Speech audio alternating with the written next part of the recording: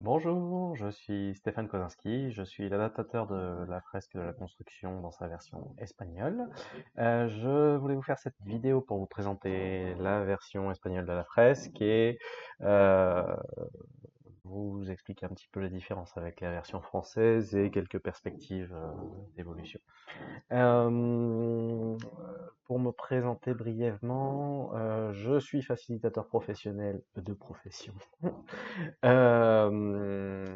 Donc je ne suis pas initialement du secteur de la construction. Par contre, nous avons développé la fresque de la construction avec le cluster basque de la construction, donc on avait un appui technique de ce côté-là. Donc ça a été fait en collaboration donc avec Raikkonen, qui est ce cluster, et en étant proche aussi de Justine, notamment dans l'association française. L'adaptation a été commencée fin 2022. La première étape a été terminée à la mi-2023. On a fait les premiers pilotes en mai 2023. Et ensuite, on a eu un gros atelier avec 21 entreprises du secteur de cluster, ce qui nous a permis de faire un bon test et de valider l'outil. Initialement, c'était une version basque que nous avons ensuite généralisée à toute l'Espagne. Je vais revenir sur cette partie un petit peu après. La version, enfin l'adaptation a été faite à partir de la version 2.0 de la fresque française. On a fait quelques petites adaptations pour se rapprocher de la version 2.2. Il y a encore un petit poil de travail de ce côté-là, mais en gros, on se rapproche de la version 2.2. Voilà, donc je voulais vous raconter un petit peu les différences ou les spécificités du marché espagnol, et à partir de là, vous parler des cartes qui sont soit nouvelles, soit modifiées. Ensuite, je vous donnerai quelques perspectives de ce qu'on peut faire, je pense, avec la fresque ici. Euh, donc, pour parler du marché espagnol, il faut savoir que le public espagnol est beaucoup moins sensibilisé aux sujets climatiques et environnementaux par rapport au public français. Ça reste à développer du côté français, mais ici c'est prégnant. Il y a très peu de sensibilisation. C'est un secteur qui est très traditionnel, pas très très innovant, même si bien sûr il y a des exceptions, il y a des entreprises qui sont en pointe, mais c'est vrai que au global c'est un secteur qui est très conservateur. Je pense que c'est assez juste de se mettre ce mot-là. Un défi qu'on a eu sur l'adaptation, c'est qu'il y a très peu de données disponibles. Donc, tant au niveau général, par exemple, on n'a pas de données sur le nombre de logements construits depuis 2012, euh, tant sur donc c'est des données générales comme sur des données plus spécifiques, par exemple sur les niveaux d'émissions ou sur l'analyse du cycle de vie. Là-dessus, on a en général utilisé les données françaises parce qu'on n'avait pas le choix. Je sais qu'il existe dans certaines bases de données privées des données de ce côté-là, mais voilà, soit les sources sont payantes, soit elles sont simplement pas accessibles. Donc voilà, pour avoir discuté avec des gens du secteur, il y a quelques données qui existent, mais c'est vrai qu'on n'a pas pu y accéder. Donc ça, c'est un point à développer dans le futur. Euh, donc, dans le sens où c'est un secteur traditionnel, tout ce qui est lié à l'environnement, au changement climatique et aux problèmes environnementaux en général, et surtout drivé par le secteur public. Donc, premièrement, l'Union européenne et ses directives, qui ensuite influence le gouvernement central espagnol au niveau national et les communautés autonomes. Des fois, les communautés autonomes prennent un peu de leadership, ou souvent, c'est l'attraction passe par le gouvernement espagnol. Sur le Pays Basque, par exemple, c'est un petit peu les deux. Euh, il faut savoir que, contrairement à la France, qui a la RE 2020, en Espagne, il n'y a par exemple pas de limite en termes d'émissions des bâtiments, il n'y a aucune analyse du cycle de vie depuis la législation.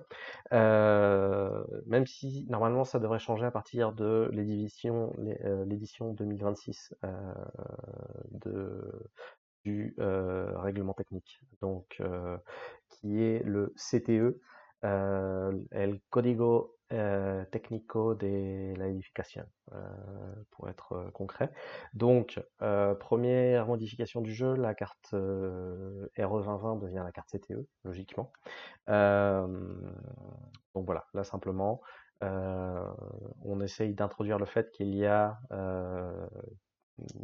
des nouvelles normes qui vont probablement arriver sur la décarbonation et ce genre de choses, mais c'est vrai que pour l'instant, ça n'a pas été atterri dans la norme. Il faut aussi savoir que les normes des communautés autonomes sont très importantes, donc ça va jouer sur de nombreux éléments. Ça peut être sur le traitement des déchets, ça peut être sur les normes d'isolation, euh, le traitement de l'eau, enfin divers sujets. Et c'est très variable d'une communauté autonome à l'autre. Donc c'est dans ce sens-là que on avait développé une version basque, parce qu'il y a aussi des politiques impulsées au niveau autonomique qui changent franchement d'une région à l'autre. Voilà, j'avance un peu, mais je pense qu'il faudra une carte spécifique ou des cartes spécifiques par région autonome. Très concrètement, la carte sur les réglementations. Je pense qu'il en faudra une catalane, une basque qui est déjà, une pour Madrid, peut-être une pour l'Andalousie. Enfin voilà, à voir en fonction de là où on fera les ateliers.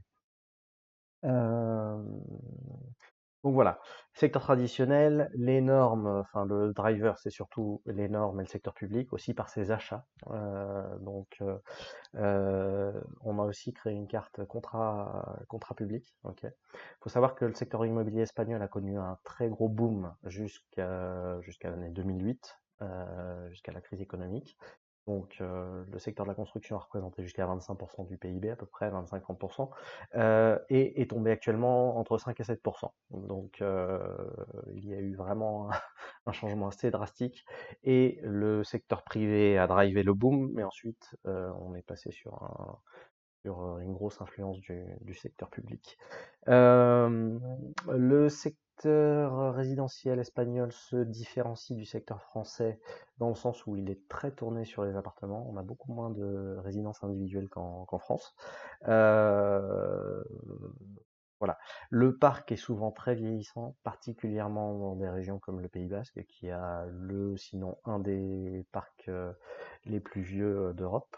Euh, et ce qui est très généralisé, c'est que les bâtiments sont très mal isolés et avec un rythme de rénovation très très lent. Euh, Encore plus lent qu'en France d'ailleurs. Euh, on a également une spécificité ici, c'est qu'il y a un très grand nombre de logements vides, à peu près 14% du parc, dont 32% ont été construits entre 92 et 2011, donc un peu lié euh, au boom de la construction. Et il y a littéralement, enfin des quartiers ou des villes fantômes dans certaines communautés autonomes, particulièrement vers Madrid, si je ne m'abuse. Voilà. Sachant que cette partie-là, c'est quelque chose que sur la fresque aura besoin d'être un petit peu développé, parce que c'est vrai que comme on était centré sur le Pays Basque, euh, voilà, cette adaptation-là, je pense qu'il y a encore des affinages à faire. Euh, voilà. Autre chose, le sujet de l'étalement urbain, donc par voie de conséquence, est moins prégnant et plus diversifié qu'en France. Je pense que ce serait plus applicable par exemple sur les régions autonomes comme Madrid, mais ça n'a pas vraiment d'importance sur le Pays Basque. Je pense que la Catalogne ce sera à peu près similaire aussi. La carte étalement urbain est devenue densité urbaine sur la version espagnole. Aussi, les systèmes constructifs sont très centrés sur le béton. Sur la version espagnole, pour l'instant, on a laissé les niveaux d'émission par type de système constructif. Je pense que c'est intéressant parce que les gens du secteur, la réaction a été que c'était aligné avec ce qu'ils pensaient ou ce qu'ils avaient vu. Voilà, donc les données sur les émissions qui sont pas accessibles au niveau public mais qui existent sur des bases de données privées. Euh, donc voilà. Par rapport à ça, le prix de la construction est un driver assez essentiel. Donc ça fait qu'on a un système constructif basé sur le béton, et aussi que on a créé une carte esthétique des bâtiments qui a été vue comme plus intéressante que la pérennité des bâtiments qu'il y a sur la version française, dans le sens où la durée, il y a une durée de vie théorique du béton, mais qui en fait, dans les faits, de la bouche de personnes du secteur, bah, en fait, se réalise pas vraiment. Donc en fait, on peut avoir beaucoup de bâtiments construits dans les années 60 qui ont plus de 50 ans, euh, mais qui euh, mais qui continuent d'être opérationnels et qui vont continuer a priori pendant quelques temps encore. Donc l'esthétique des bâtiments nous a paru quelque chose de plus intéressant à soulever. Ensuite, un autre enjeu important en Espagne, qui n'a pas amené de nouvelles cartes, mais qui est quand même prégnant, c'est le sujet des déchets. Sachant que les dernières données disent qu'au niveau national espagnol, on est sur du 36% de déchets recyclés seulement, par rapport à, si je ne m'abuse, plus de 90% en Europe. Et si je me rappelle bien sur le Pays Basque, c'était de l'ordre de 80%, mais c'est dans les communautés autonomes les plus avancées.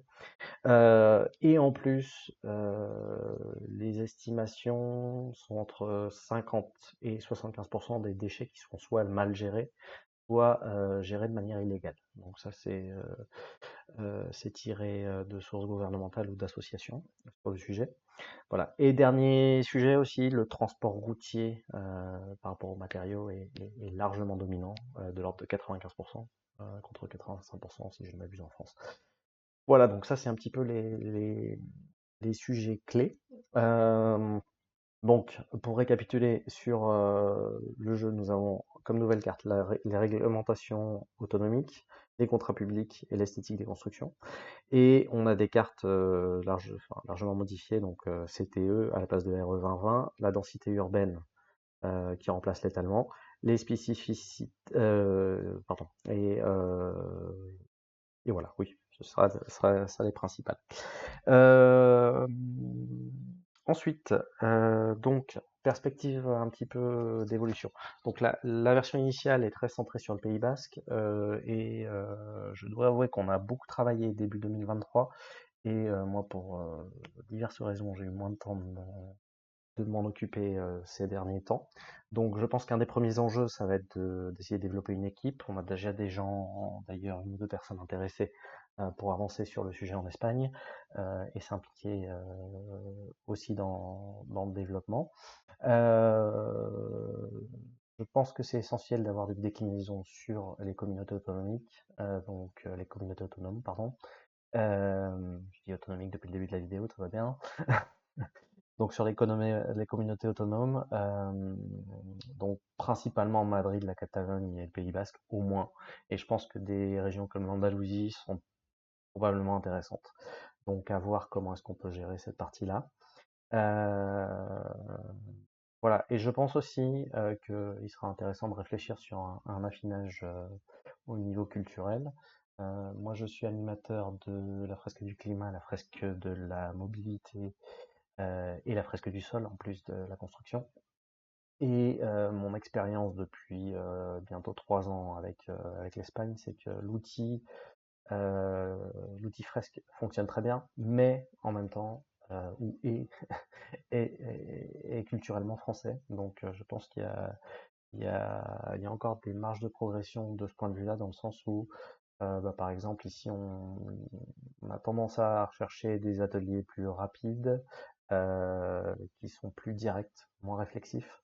Voilà, donc ça enfin voilà, avec un rythme plus soutenu peut-être, dans le sens où on réfléchit, enfin on a moins de phases de réflexion, on va dire, ou moins longues en tout cas. Et en général, c'est apprécié qu'on donne beaucoup d'exemples concrets d'actions, de possibilités, voilà. Donc ça, c'est des axes de réflexion plus que euh, que quelque chose de ferme, on va dire. Voilà, donc au global, l'outil est efficace. On a eu des feedbacks, des retours assez positifs au global, hein. Sur les 21 entreprises qu'on avait fait au Pays Basque, en plus des ateliers pilotes, on a eu une note à peu près de 4 sur 5. Il y a des points d'amélioration, mais je pense qu'on a un bon potentiel pour stimuler l'innovation et l'évolution d'un secteur qui est lui-même traditionnellement assez conservateur. Voilà, j'espère que euh, nous pourrons avancer et développer la fresque en Espagne, aussi créer une équipe qui puisse permettre de la développer. Et je pense que déjà on a une très bonne base de travail et qu'on pourra vraiment apporter un, un bon petit grain de sable pour le développement du secteur. Voilà, merci beaucoup et puis à bientôt.